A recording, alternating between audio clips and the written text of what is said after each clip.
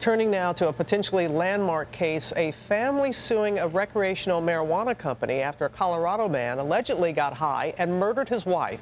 Now his family is claiming the marijuana-laced candy he ate is at least partially to blame. ABC's Eva Pilgrim has more. This morning, a murder case involving a Colorado husband's use of edible marijuana is now at the center of a first-of-its-kind lawsuit. A report of a domestic violence in progress. Christine Kirk called 911 saying her husband had taken some marijuana and was talking like it was the end of the world and wanted her to shoot him, telling the 911 operator that he was totally hallucinating. Minutes later, gunshots rang out. She grabbed the gun and she screamed and the line disconnected. The couple's 3 young children home at the time. The last sound that they heard of hers that they'll ever hear was her scream. 50-year-old Richard Kirk now in jail awaiting trial on first-degree murder charges, pleading not guilty by reason of insanity.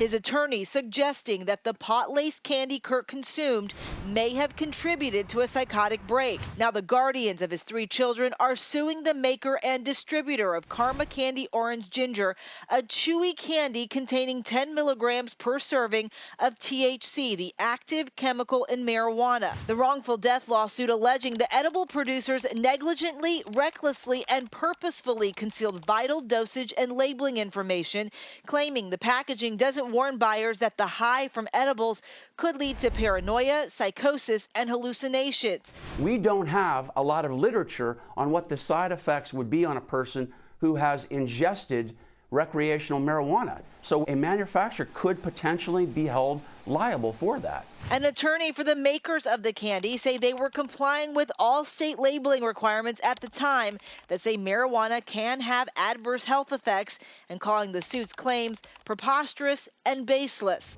For Good Morning America, Eva Pilgrim, ABC News, New York. And our thanks to Eva for that. And joining us now from L.A. is Dr. Drew Pinsky. He, is the host of Dr. Drew on HLN. So glad to have you with us and to talk more about this, Dr. Drew. The edible forms of marijuana make up more than half of the marijuana industry there in Colorado, and yet we see how potent these candies can be. Just tell us how potent they can be. Well, the real thing, Robin, is that it is, as you're saying, becoming increasingly popular, and it looks benign. I mean, a little gummy bear or, something that looks like this that this man had ingested looks like candy. It is, in fact, hidden in candy. Children sometimes will think it's candy. Animals will think it's candy.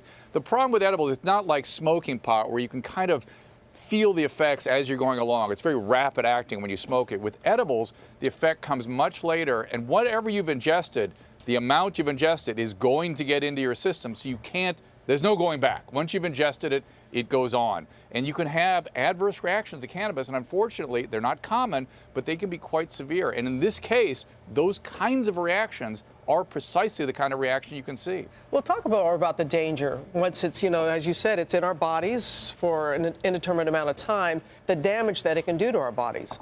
Well, the damage is a little more of a complex issue. I mean, there's even controversy about how frequently a toxic or psychotic reaction like this can occur.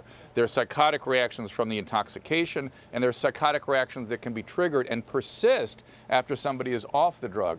In terms of the adverse effect of the drug per se, I mean, this is something people are talking about all the time in the face of all the recreational marijuana movement. But the real concern is on adolescents. There's a growing body of data that suggests that young people, developing brains, can be adversely affected. Their brain structure actually changes. The real conundrum is that the changes seem to persist. In adults, those same changes occur, but they go away after you stop using the drug. With adolescents, they seem to persist, and people are very concerned about that. And one change that we are seeing is in the packaging. Colorado has changed the packaging when it comes to when you put those up, put it up again. It looks just like candy. A gummy bear. Check with me, Robin, in half an hour. We'll see how I'm doing. All right, Dr. Drew. But should there be better labeling in all seriousness? Of course. I mean, of course there should be. And that's the problem. I mean, in the rush to bring recreational marijuana, and listen, I have no horse in this race. I'm not wanting to bum anybody's high. I'm a physician. I just want to do what's right here and help people not have bad health effects. And the unfortunate reality is in the high doses that can be delivered from edibles, of course, you're going to see more adverse effect.